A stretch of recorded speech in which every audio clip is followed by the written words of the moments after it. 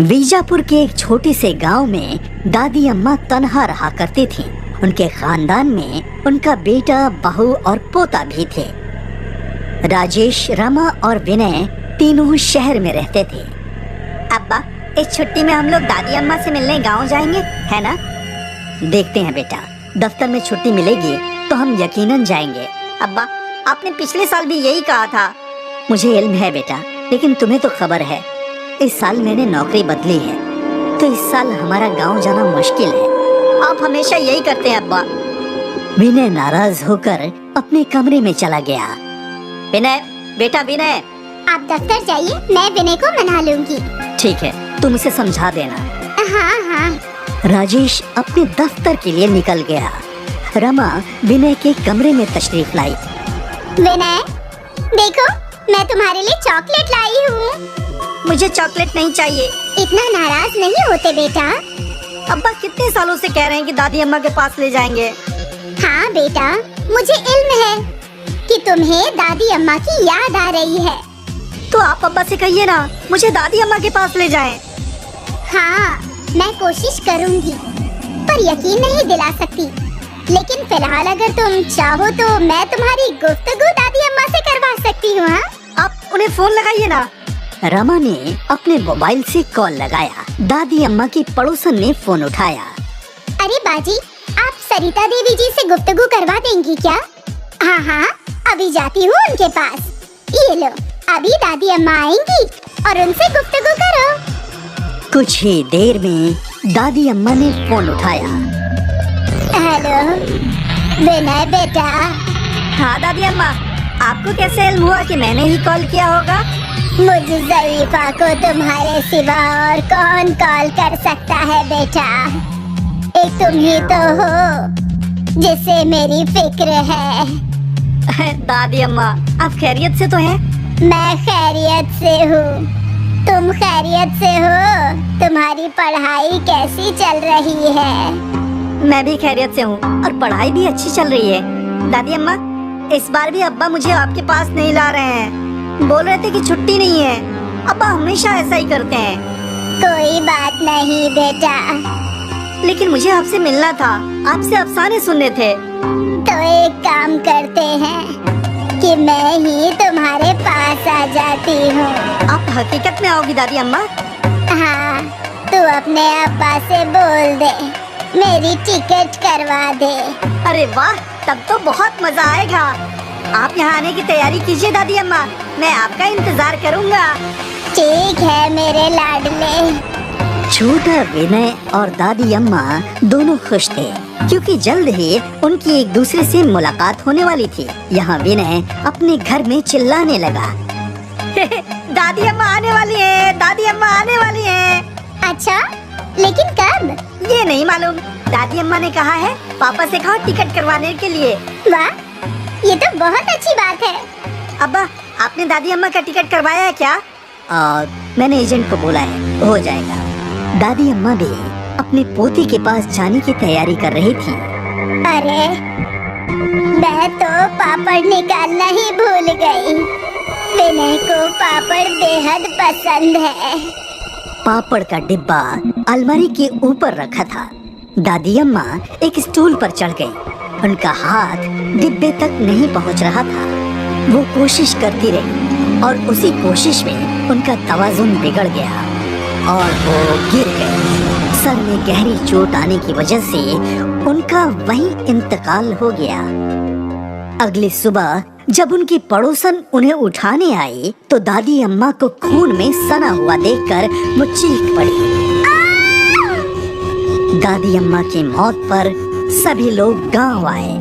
दादी अम्मा, दादी अम्मा, आपको क्या हो गया? राजेश और रमा विनय को संभालने की कोशिश कर रहे थे, लेकिन विनय को गहरा सदमा लगा था। उसे अपनी दादी अम्मा से खासा लगाव था। उस रात सब लोग सो गए, लेकिन विनय को नींद नहीं आ रही थी। वो घर में यहाँ वहाँ घूमने लगा। यकायक उसने देखा कि दादी अम्मा की कुर्सी हिल रही थी और उस पर दादी अम्मा बैठी थी। दादी अम्मा, दादी अम्मा। उसकी दादी अम्मा उसे हंसकर बुला रही थी। तो आ गया बेटा, मैं तेरा ही इंतजार कर रही थी बेटा। दादी अम्मा, सब लोग कह रहे हैं कि आप मर गई हैं। अब आप कभी वापस नहीं आएंगे। अच्छा। सब लोग झूठ कह रहे हैं ना दादी अम्मा?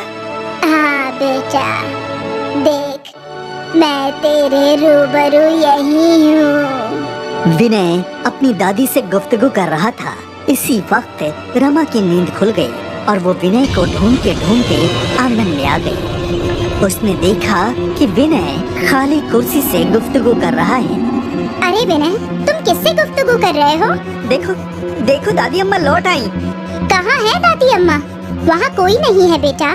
क्या अम्मा? देखो दादी अम्मा यही है। ये सुनकर रमा हैरान हो गई। राजेश! राजेश! क्या हुआ? विनय कह रहा है कि वो दादी अम्मा से गुफ्तगू कर रहा है। अरे उसे अपनी दादी अम्मा की याद आ रही होगी, शायद इसीलिए। ये उसका वहम होगा। ऐसा लगता तो नहीं है। मुमकिन है वो उसे तुम्हारी अम्मा की रूह नजर आ रही हो। नहीं, ऐसा कुछ नहीं होगा। बच्चा है, बच्चों को वहम भी होता है। मुमकिन है। अगर ऐसा हो तो बेहतर हो। अरे विनय बेटा, चलो अंदर चलो, सो जाओ। अरे सुबह जल्दी उठना है तुम्हें। ठीक है अब्बा। विनय के वालिदैन उसे सोने के कमरे में ले गए। अब से विनय अक्सर तन्हा ही गुफ्तगू किया करता था। रमा को ये सब बहुत ही अजीब लग रहा था। विनय, ये तुम किससे गुफ्तगू कर रहे हो? दादी अम्मा से। बेटा, दादी अम्मा अब नहीं रही, वो कभी लौट कर नहीं आ सकती। आप झूठ बोल रही हो। मेरी दादी अम्मा तो रोज मुझसे मिलने आती हैं। अरे नहीं अम्मा, दादी अम्मा हमेशा हमेशा के लिए हमारे साथ ही रहेंगी।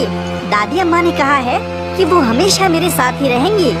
विनय की ये बातें सुनकर रमा को खौफ होने लगा। यकीनन कुछ गड़बड़ है। अब क्या हुआ? विनय तन्हा ही गुफ्तगू करता है और उससे जब भी पूछती हूँ तो वो दादी अम्मा की ही बातें करता है। उस रोज आपने मेरी बात नहीं सुनी। मुझे लगता है जरूर आपकी अम्मा की रूह उसे नजर आती है। अरे बाप रे, अब हम क्या करें? आप किसी पंडित जी से राब्ता कीजिए। ठीक है। राजेश पंडित जी से मिलने मंदिर में गया और वहाँ उसने पंडित जी को सारा वाकया बताया। यकीनन आपकी वालिदा की रूह अटक गई है। तो क्या वो अभी भी यहीं है? हाँ मुमकिन है, लेकिन हमने तो उनकी रूह के सुकून के लिए सब कुछ कर दिया है। हाँ, लेकिन उनकी जान आपके बेटे में है। शायद उनकी ख्वाहिश अधूरी रह गई हो। उनकी ख्वाहिश अब बस उनकी रूह ही बता सकती है। तो अब हमें क्या करना चाहिए पंडित जी? आज रात में आपके घर आऊंगा। वहाँ हम एक अमल करके उनकी रूह को बुलाएंगे।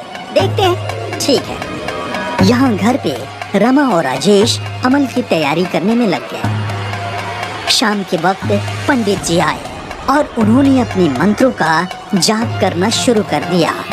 आप अपने बेटे को यहाँ बिठाइए। विनय बेटा, उस घेरे में तशरीफ रखो।